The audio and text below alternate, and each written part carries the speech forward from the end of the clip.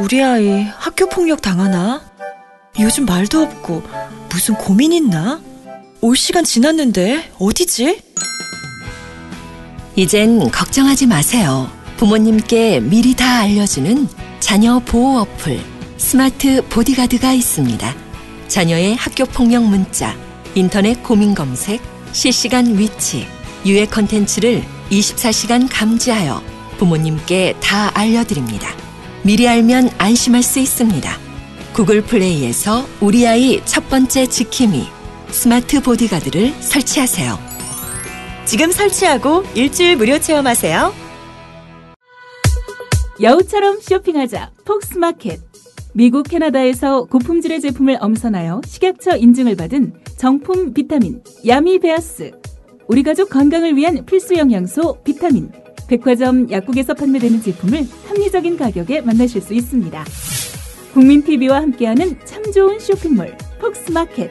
문의는 1566-5476. 검색창에 폭스마켓을 입력하세요. 폭스마켓.co.kr.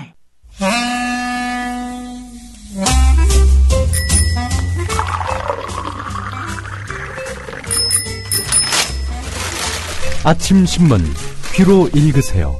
김영민의 조간 브리핑. 네, 오늘 아침 신문들 어떤 뉴스에 주목하고 있는지 살펴보겠습니다. 김영민 PD 나와 계십니다. 안녕하세요. 네, 안녕하십니까. 네, 오늘 처음 소개해 주실 기사는 뭐죠? 예, 북한의 사이버 공격에 대비한다면서 국방부 장관 직할로 둔 부대가 있습니다. 바로 사이버 사령부입니다. 사이버 사령부. 이 사이버 사령부 소속의 군인과 군무원들이 지난해 대선 때 무슨 짓을 한 것일까요?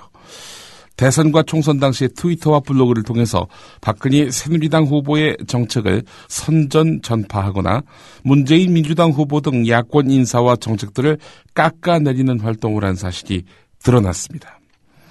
국가정보원과 경찰, 국가보훈처에 이어서 군까지 지난해 총선과 대선에 개입했다는 그런 의혹입니다. 민주당 안규백 의원이 확보하고 공개한 내용인데요. 자, 예를 들어보겠습니다. 사이버 사령부 소속의 군무원인 J씨, 이분은 트위터를 통해서 대선을 한 달 앞두고 민주당 문재인은 서해 NLL을 북한과 공유하겠다고 한다. 피로 지켜왔던 국군들은 무슨 생각을 할까? 민주당 문재인은 국군 통수권자로서 자격이 안 된다. 이런 말 언제 했나요, 문재인 후보가? 예. 자, 이런 그 내용의 글을 이제 사이버 군무원이 직접 쓴 건 아니지만 리트윗을 했습니다. 동조한다는 뜻의 리트윗 아니겠습니까?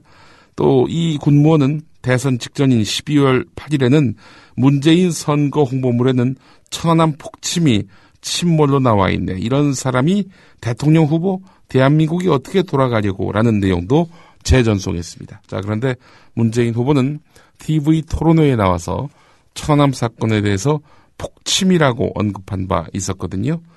자, 뭐 폭침이란 말이 맞다, 틀리다, 뭐 이런 논란을 지금 소개하려는 것이 아니라요.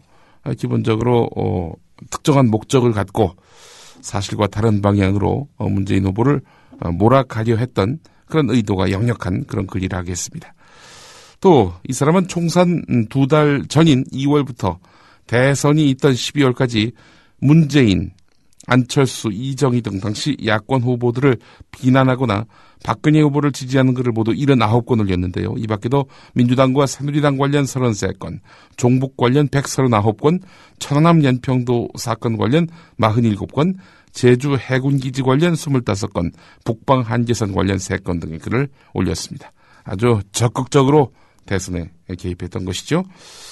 자, 군무원은 이렇고 사이버 사령부 소속의 군인인 K씨 같은 경우 한겨레가 보도한 군 종북야당 찍지 마라 장병들의 강요라는 이런 그 글, 한겨레 내부 사람이 아니라 이제 외부 사람이 쓴 글을 이제 한겨레가 실은 건데, 이 글에 대해서 총선을 앞둔 4월 10일 빨갱이 언론사는 군인 아저씨들에게 칼을 겨누고 있다라는 글을 트위터에 올렸습니다.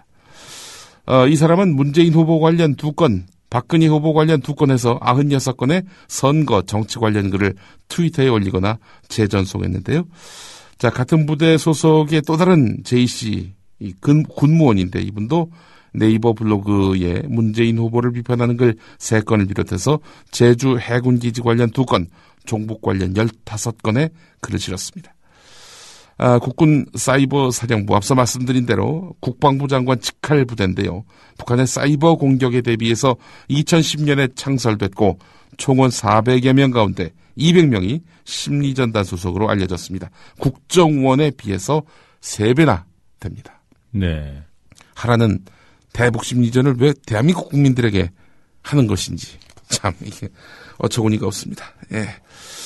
자, 군도 역시 박근혜 당선을 적극적으로 도왔다. 이런 방증이 드러났습니다. 자, 국가보훈처 이야기 안 할 수 없습니다. 오늘 또 새로운 내용이 보도됐는데요. 한겨레 6면에 있습니다. 국가보훈처가 대통령 선거가 있던 지난해 4월 주최한 워크숍에서 노무현 전 대통령이 2007년 남북 정상회담에서 NLL을 포기했다고 단정하는 특강을 열었다는 것이죠. 자, 우리는 기억하기로는 작년 10월에 가서야 정문원 새누리당 의원이 노무현 전 대통령이 NLL 포기 취지의 발언을 했다 이렇게 의혹을 제기했단 말이죠. 자, 근데 이보다 앞서서 6개월 전에 반년 전에 보훈처 행사에서 이미 그런 내용이 보수 인사들에게 각인시키는 교육 내용으로 이렇게 전파됐다는 것입니다. 자, 이 말을 한 사람은 박승춘 처장은 아니고요. MBC 대주주인 방송문화진흥회의 이사인 김광동 나라정책연구원장입니다. 이 사람 대표적 보수 인사지요. 이 사람이 보수단체 인사 189명을 대상으로 특강에 나섰습니다. 자, 남북정상회담 회의록 악용 계획을 이미 4월부터 수립한 정도가 아니라 실행에 옮긴 것이 아닌가 이런 의구심이 드는 부분입니다. 국가보훈처는요, 민간 보수단체가 아닙니다. 민간 보수단체에서 이런 말 저런 말 하는 거 뭐라 하겠습니까? 국가기관입니다. 국가기관이고 정부 부처인데 여기서 돈 들여서 이렇게 야당을 폄훼하고 전직 대통령을 음해하고 있지도 않은 사실을 가지고 말이죠. 자, 이런 일들을 아주 광범위하게 조직적으로 작년 대선 국면에서 자행했다는 거 아니겠습니까? 예. 짚어주신 대로 정문원 의원이 의혹을 제기한 시점보다 반년이나 앞섰다는 점이 좀 놀랍습니다. 예, 그렇습니다. 이미 오래전부터 대선을 앞두고 마스터 플랜을 세워놓은 거 아니냐. 이 여권이 말이죠. 자, 그런 생각도 들고 말이죠. 예. 자, 국민일보를 보겠습니다. 어제 국민일보가 우상호 민주당 의원이 외교부가 사초를 파기한 것 아니냐. 이런 의혹을 제기했다는 내용을 집중 보도했는데요. 이명박 정부 말기에 비밀 외교문서 수만 건이 무더기로 파기됐다는 그런 보도였습니다. 이와 관련해서 외교부가 해명을 했는데 이게 석연치가 않습니다. 일부 대사관이 잘못 보고했다. 이런 식의 그 해명을 내놨습니다. 올해 1월 2만여 건이 파기된 것은 모 대사관에서 20여 년간 파기 건수를 한꺼번에 보고한 것이다. 착오에 따른 해프닝이다 이렇게 말을 했는데, 자, 그렇다면은 그런 식으로 떨렁 이야기하지 말고 파기된 문건이 무엇인지 그 목록을 제시하라. 우상호 의원이 이렇게 요구를 했는데요. 자, 이에 대해서는 아직까지 답이 나오진 않은 상태입니다. 자, 하지만 이런 윤병세 장관, 외교부 장관의 그 해명이 맞더라도 국익과 관련된 비밀 외교 문서가 특정 대사관에서 한 달에 10,000건에서 20,000건씩 무더기로 파기됐다는 보고가 올라갔음에도 전혀 모르고 있었다는 것 자체가 관리 시스템의 심각한 문제를 의미하는 것 아니냐. 윤병세 장관의 말을 100% 믿더라도 이게 심각한 문제라는 이야기입니다. 외교부는 6개월에 한 번씩 국가정보원 비밀문서 관리 시스템의 비밀문서 현황을 보고하고 있었습니다. 결국 외교부가 한꺼번에 20년 동안 이 파기된 걸 몰아서 올렸다. 이거는 그렇다면은 보고를 제대로 안 했다. 허위 보고를 했다는 거 아니냐. 이런 추론이 가능하다는 겁니다. 이에 대해서 외교부 관계자는 앞으로 개선하겠다. 이렇게 빠져나갔다고 하는군요. 자, 중요한 것은 작년 8월 엄청난 논란이 일었었던 한일 군사정보보호협정 추진 당시 이 일입니다. 우상호 의원은 한일 군사정보보호협정 관련 문서도 파기했느냐 이렇게 윤병세 장관에게 물어봤는데요. 이에 대해서 윤병세 장관은 한일 군사정보보호협정과 관련해서 해당 대사관에서 파기해야 할 시점에 파기하지 못한 것을 확인하고 보안 담당관 입회하에 파기했다라고 답변했습니다. 한마디로 말하자면 파기했다인데 파기하는 과정은 적법했다, 이런 이야기를 한 것입니다. 하지만 외교부는 국정감사에 앞서서 우상호 의원에게 제출한 질의답변서에서 2012년부터 올 6월까지 예고문 시기를 앞당겨서 문서를 파기한 사례가 없다, 이렇게 말했습니다. 말하자면 윤병세 장관의 답변과는 달리 보안 담당관의 사전 승인을 거쳐서 직권 파기한 적이 없다, 이런 얘기입니다. 장관의 말 다르고 외교부 보고 내용 다르고 이랬다는 것이죠. 석연치 않습니다. 이 외교부의 사초 파기 의혹, MB정부 말기에 외교문서 무더기 파기 의혹, 요거 더 파고 들어가야 될 것 같습니다. 네. 국민일보의 보도에서 요즘 좀 날이 느껴집니다. 네, 그렇습니다. 편집국장이 바뀐 것이 최근에 네. 국민일보의 좀 변수라면 변수입니다. 그렇군요. 예. 자, 그리고 또 몇 가지 사안이 있는데 제가 그건 나중에 공개되면 말씀을 드리겠습니다만. 하여튼 국민일보 리더십과 관련해서 지금 좀 모종의 큰 움직임이 있는 것 같습니다. 경향신문 3면 보도를 보겠습니다. 국회복지위원회 국감에서 있었던 일입니다. 야당의 관심사가 뭐겠습니까? 진영 전 복지부 장관이 청와대 박근혜 대통령에게 직접 전달했던 기초연금 보고서 원본 아니겠습니까? 말하자면은 복지부는 지금 기초연금 정책 안 됩니다. 지금 박근혜 정부가 추진하려는 기초연금 정책 안 됩니다, 이런 입장을 밝혔는데 청와대가 이걸 받아놓고도 무시했다. 이런 사실을 야당은 최대한 부각시키려 하고 있는 그런 형국 아닙니까? 기초연금과 국민연금 연계의 우려를 표시한 복지부 원본 보고서, 이걸 반드시 공개를 해야 사실은 이번 국민연금과 기초연금 연계를 강행한 당사자가 청와대임을 부각시킬 수 있기 때문입니다. 자, 그래서 계속 복지부에게 원본 자료 내놔라, 청와대에 보고했던 원본 자료 내놔라 했더니 지금 장관이 자리를 비우지 않았습니까? 네. 차관이 대신 나왔는데 차관 말은 청와대에 보고하면 대통령 기록물로 갈 수 있어서 보고드리지 못한다라고 말했습니다. 이게 우리 박근혜 정부가 아주 대통령 기록물에 대한 관리, 아주 각별한 그런 의지가 있어 보입니다. 이것만 보면.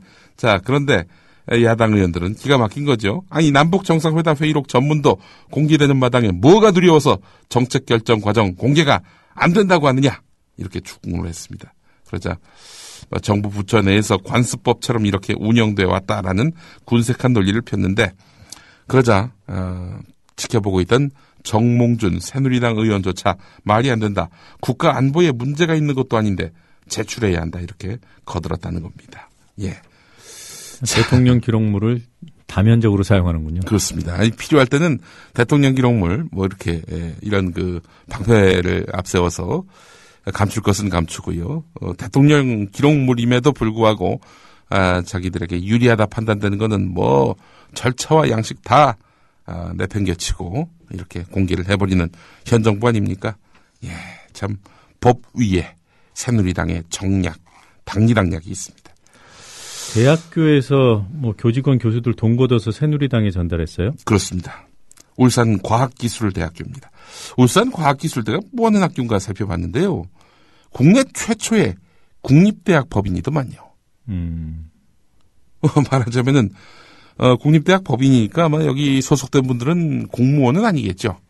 하지만 이거는 대단히 부적절한 행태가 아닐 수 없습니다. 왜냐하면은 법을 보면요, 누구든지, 그러니까 공무원이든 비공무원이든 누구든지 업무, 고용, 그 밖의 관계를 이용해서 부당하게 타인의 의사를 억압하는 방법으로 기부를 알선할 수 없다는 정치자금법 33조가 추상같이 살아있기 때문입니다.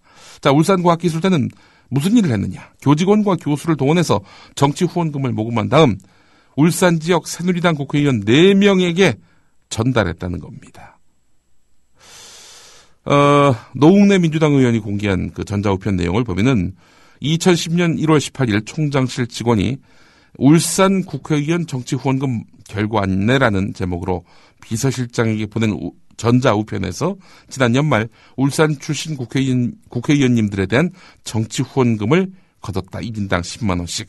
거둔 후원금을 교수님과 직원으로 구분해서 4분 울산 국회의원님들에게 고루 배분해서 송금했다.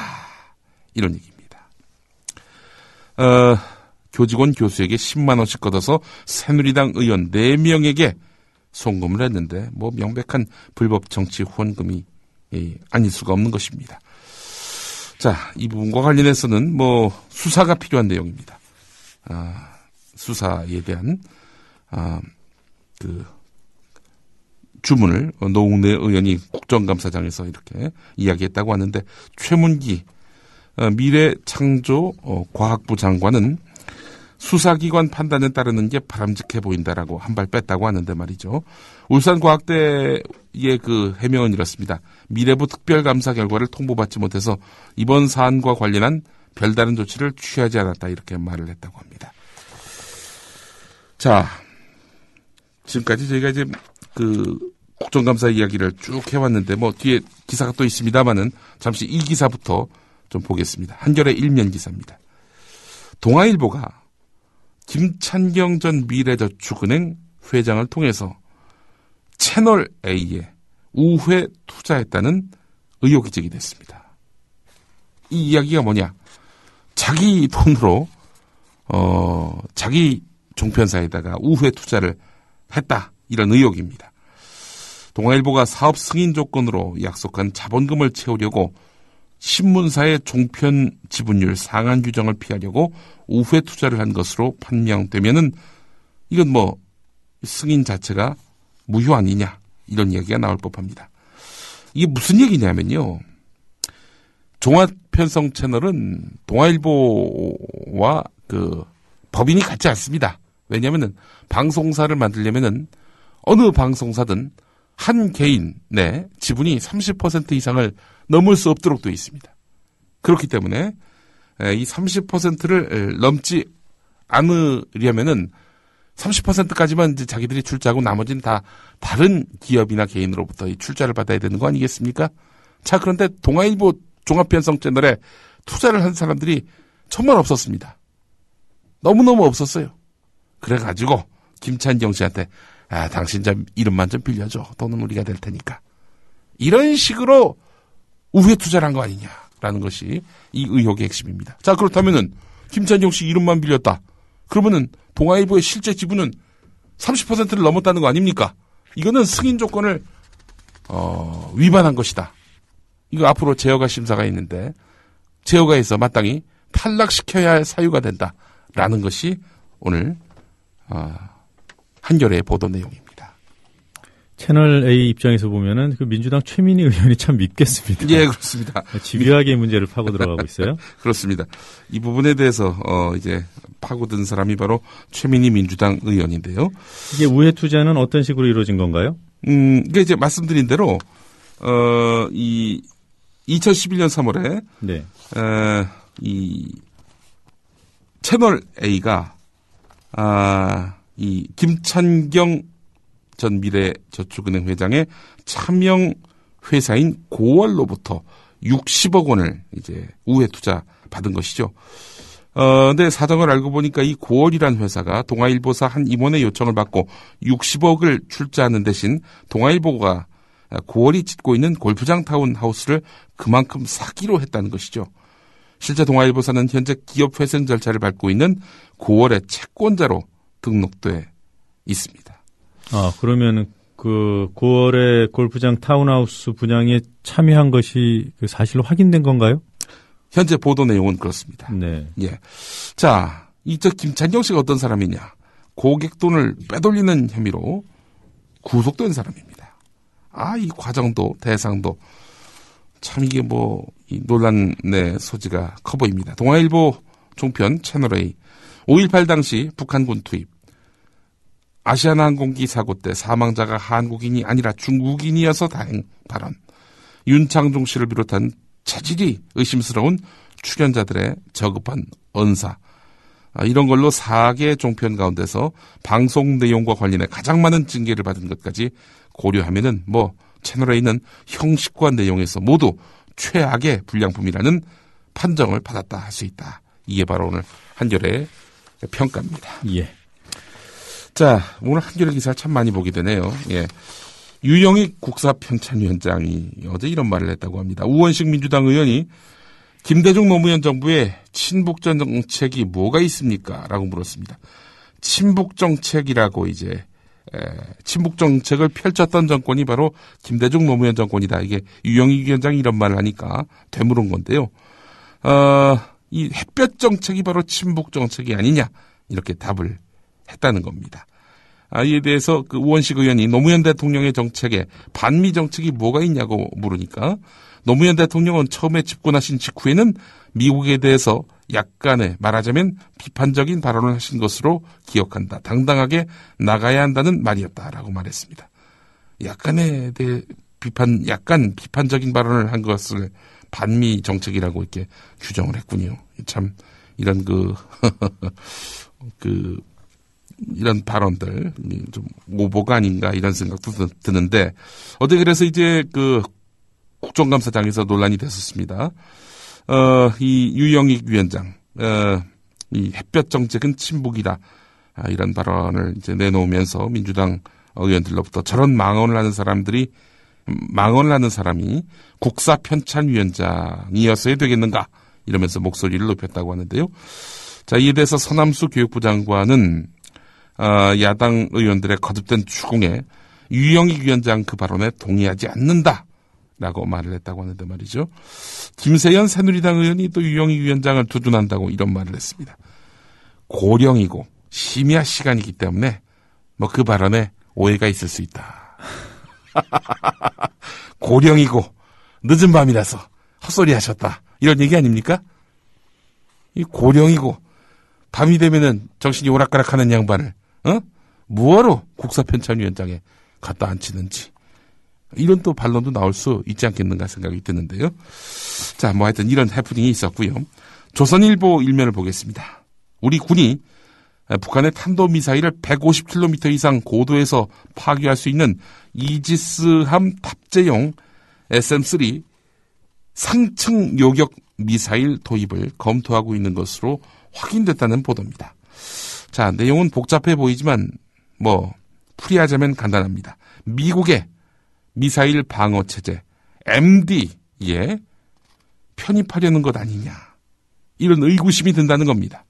오늘 조선일보가 일면에서 다루고 있는 내용인데, 자, 이와 관련해서 국방부 고위 관계자는 미사일 방어 능력 확충을 위해서 SM-3가 한국형 미사일 방어 체제에 필요한지 여부를 검토하고 있다, 이렇게 말했습니다. 군 당국이 지금까지 미국의 MD에 우리가 참여하는 것을 두고 논란을 의식해서 SM-3 도입 가능성을 부인해 왔는데요. SM-3 도입 여부 검토를 하겠다, 이렇게 공식적으로 밝힌 것은 이번이 처음이란 겁니다. 전자권 재연기 선물을 미국에 줘야 된다 이랬는데 맞물려 있죠, 예? 지금. 예. 자, 한국이 SM-3를 도입할 경우 미국은 좋겠지만 중국의 어마어마한 반발이 예상된다. 조선일보 기사는 또 이렇게 이어가고 있습니다. 한국일보 일면 기사를 보겠습니다. 북한에서 발사하는 미사일을 요격하는 공군 패트리엇 부대의 한 포대가 고장난 레이더 부품을 구하지 못해서 지난해 4개월 동안 가동하지 못한 것으로 나타났다는 내용입니다. 공군이 민주당 백군기 의원에게 제출한 그런 자료에 따른 것인데요. 자, 더 심각한 것은 이것이 일회적인 사고가 아니었다는 데 있습니다. 지난해 7월, 9월, 12월, 올해 1월에도 레이더 부품 고장으로 22일에서 한 달간 작전을 수행하지 못한 포대가 4곳이나 됐다는 겁니다. 문제가 반복되는 이유는 무기에 사용된 소모품 관리가 제대로 이루어지지 않고 있기 때문이라고 하는데요. 단종됐거나 단종이 임박한 부품이 사용된 무기 목록을 별도로 관리하지 않고 있다. 국방부 관계자가 이렇게 말을 했다고 하는데요.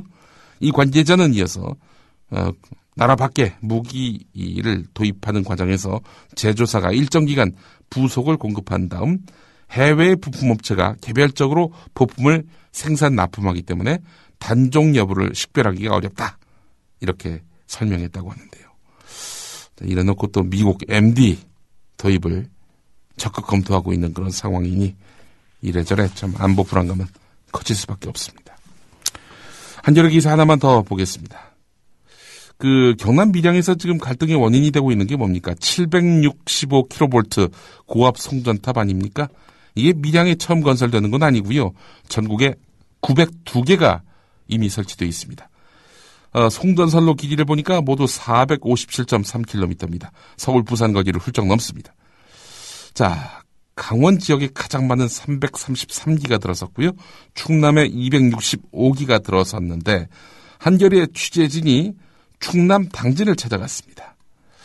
자, 75살 된 여성 김금임 씨를 상대로 인터뷰를 했는데 김금임 씨의 그 텃밭에서 겨우 40여 미터 떨어진 곳에 이번에 밀양에서 세우려 하는 765kV 송전탑이 위압적으로 서 있는데 개구리 소리인지 도깨비 소리인지 웅웅하는 것이 참을 수 없을 정도로 시끄럽다.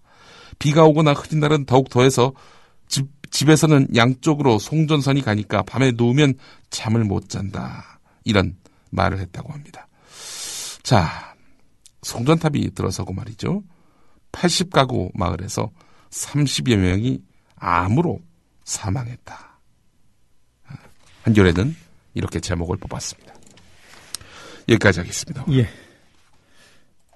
자, 오늘 들을 노래가 있나요? 예. 뮤트란 노래입니다. 진안이라는 가수가 부른 노래인데 이건 뭐 한마디로 얘기해서 우리 언론들 제가 지금 짚어드린 그 기사들 소개해드린 기사들 대부분이 한겨레 기사 아닙니까? 한겨레 경향 기사가 많습니다. 한국일보하고요. 제가 지금 소개해드린 한겨레 경향 한국일보 기사가 이 진짜 정치적 이해관계가 없다면 일면 톱감이 아닙니까? 충분히 일면 톱감이고 뉴스의 헤드라인을 차지해도 모자람이 없는 중대한 사안입니다. 그러나 많은 수의 장악된 언론들 뮤트 상태입니다. 네. 소음이 완전히 소거된 그런 상태다. 이런 이야기입니다. 이 음악 듣고 저는 물러가겠습니다. 네, 수고하셨습니다. 네. 저는 지난 대선에서 국정원으로부터 어떤 도움도 받지 않았고 국가정보원으로부터 도움을 받지 않았나요? 정말? 원세훈 전 국정원장이 직원들에게 선거 개입을 지시한 혐의로 불구속 기소됐습니다. 각종 선거에서도 국정원의 합법적인 직무 범위를 일탈하여 불법적인 지시를 수시로 반복하여 온 것으로 확인되어 국정원만이 아니더군요. 경찰 도움도 받으셨지요? 김용판 전 서울경찰청장은 국정원 여직원의 댓글 사건 수사를 막은 것으로 조사됐습니다. 국가정보원 댓글 사건을 담당했던 권은희 전 수서경찰서 수사과장은 수사 도중 경찰의 윗선으로부터 외압성 전화를 받았다고 주장했습니다. 김용판 서울청장이 전화를 직접 하셨고요. 압수수색 영장을 신청하지 말 것을 지시를 하셨고 김용판 청장이 부인했습니다. 그러면 거짓말한 거 아닙니까? 네, 거짓말입니다. 국정원, 경찰만이 아니더군요. 국가보훈처의 도움도 받으셨지요? 박승춘 보훈처장이 특히 도를 넘어서고 있고 박승춘 보훈처장이 작년 대선 과정에서 야당을 폄훼하고 여당을 조항하는 내용의 안보 교육을 시행했다는 강기정 민주당 의원 폭로. 그 종북 세력 실체해보면 4대 강사업은 미래 녹색 성장의 아이콘이다. 이 용산 참사, 제주 해군기지 반대 등은 종북 세력의 반정부 선동이다. 도대체 이해가 안 되는 이야기를 하는 거예요. 이 박근혜 새 대통령으로부터 어떤 은공을 받았는가 또 연임이 됐어요. 그리고 작년 한 해 내내 대선 개입을 했어요. 이것은 엄격히 공무원법 위반이고 선거법 위반이고. 국정원, 경찰, 보훈처만이 아니더군요. 군의 도움도 받으셨지요? 국방부 국정감사에서는 또 사이버 사령부의 대선 개입 여부를 둘러싼 논란도 제기됐습니다. 군사이버 사령부도 대선, 댓글 활동을 했다는 김광진 민주당 의원의 추군. 국방부에서 사이버 심리단 운영해서 댓글 작업하지 않습니까? 북한 정권, 북한 군, 국외에 있는 적대 세력을 대상으로 작전을 하는 데입니다. 이 시간은 시사 에너그램 공갈 시간은 아닙니다만 박근혜 대통령의 이 발언에 마사지를 하지 않을 수 없습니다. 먼저 원문을 들어보시겠습니다. 저는 지난 대선에서 국정원으로부터 어떤 도움도 받지 않았고. 다음 교정문을 들어보시겠습니다. 저는 지난 대선에서 국정원에게서만 도움을 받지 않았고